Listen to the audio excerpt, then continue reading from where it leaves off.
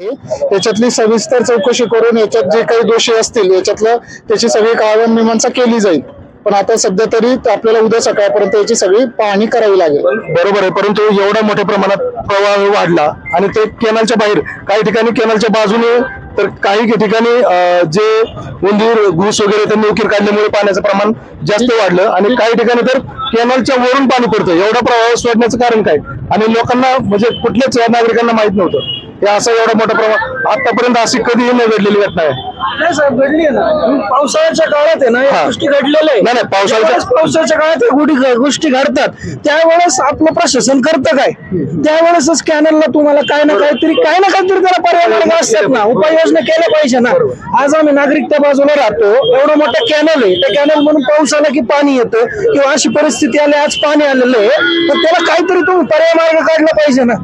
त्या गोष्टीला इतकी वर्ष करतात काय? म्हणजे याच्या अगोदर देखील लोकांच्या घरामध्ये भरपूर प्रमाणात पाणी येत असलं साहेब. पावसाळ्यात कालवा भरतो साहेब, मान्य आहे तुम्हाला. पावसाळ्यात कालवा भरल्यानंतर त्यातून पाणी बाहेर येतं, तेव्हापासून सगळ्या गोष्टी माहिती आहे. आणि तुम्ही आता कंपाऊंड करता, ह्या सगळ्या गोष्टी करताय, पण ते कित्येक वर्ष चालत राहणार आणि करणार कधी? प्रशासन या गोष्टी करणार कधी? जे कॅनल आहेत, कालवे आहेत, 15 नंबर पासून ते इथपर्यंत, फुरसुंगी पासून ते इथपर्यंत भरपूर ठिकाणी कालवे. आम्हाला त्यांचा अभ्यास नाही, आम्ही एवढे अभ्यासू नाही, परंतु ह्याच्या उपाययोजना होणार कधी? आता ही परिस्थिती आली, ठीक आहे. तुमचं आता आज जी परिस्थिती ओढावली आहे हे तुमचं स्वाभाविक आहे, याच्याबद्दल आमचं दुमत नाही. पण ही आज जी आहे किंवा जलपर्णी हा थोडक्यात एक अपघात आहे. याच्यात आम्ही असं म्हणत नाही, पण याच्यात जे काही त्रुटी राहिल्या असतील याची शहानिशा होऊन याच्यावर योग्य ती खबरदारी घेऊन भविष्यात अशा गोष्टी घडणार नाही याची आम्ही पूर्ण काळजी घेऊ. एवढंच तुम्हाला मी आता सांगतो. आम्हाला उद्या सकाळपर्यंतचा वेळ दिला, त्याचा सगळं सविस्तर अहवाल आमच्याकडून वरिष्ठ कार्यालयात जाईल आणि योग्य नियमानुसार जे काही असेल सर्व योग्य कारवाई होईल.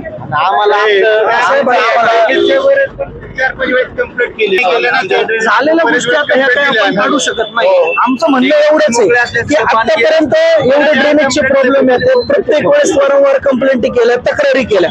तक्रारीचं काय करतात? तात्पुरतं आता साफ करतात. कायमस्वरूपी त्या गोष्टीची काळजी कोण घेणार?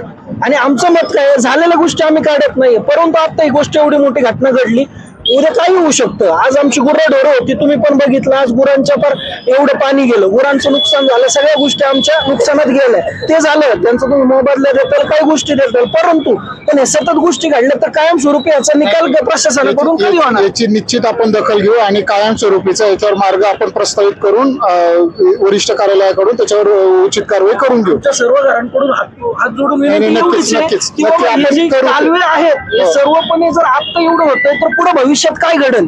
आता तर पाऊस झाला, आता उन्हाळा आलाय, उन्हाळ्यात ही परिस्थिती जाणवती, परत पावसाळा आल्यानंतर ही परिस्थिती वाढतच जाणार ना साहेब. नाही, याच्या पुढे जास्तीत जास्त खबरदारी घेऊन असा परत प्रसंग उडवणार नाही याच्यासाठी पूर्ण आपण तयारीनिशी हे करू. हे जे आता गटर असतात ते तात्पुरती लोक साफ करतात, त्याला परमनंट सोल्युशन वारंवार नागरिक आम्ही त्याला अर्ज करतोय, प्रत्येकाला भेटतोय.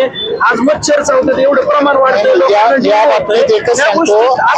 आमचं म्हणणं ऐकून घ्या पहिल्यांदा. तुमचं म्हणणं आहे, आमचं म्हणणं काय आहे की आम्ही स्थानिक प्रशासनाला कंप्लेंटी करतो, तक्रार करतो.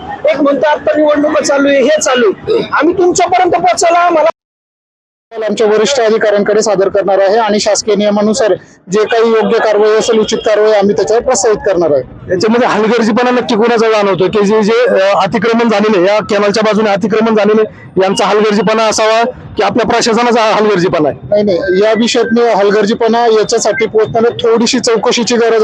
आपण बघतोय की जे घटनास्थळी जलसंपदा विभागाचे अभियंता मोहन बदाने हे देखील उपस्थित आहेत आणि त्यांनी नागरिकांना सूचित केले आहे की या घटनेमध्ये जे कोणी दोषी असतील त्यांच्यावरती कारवाई केली जाईल.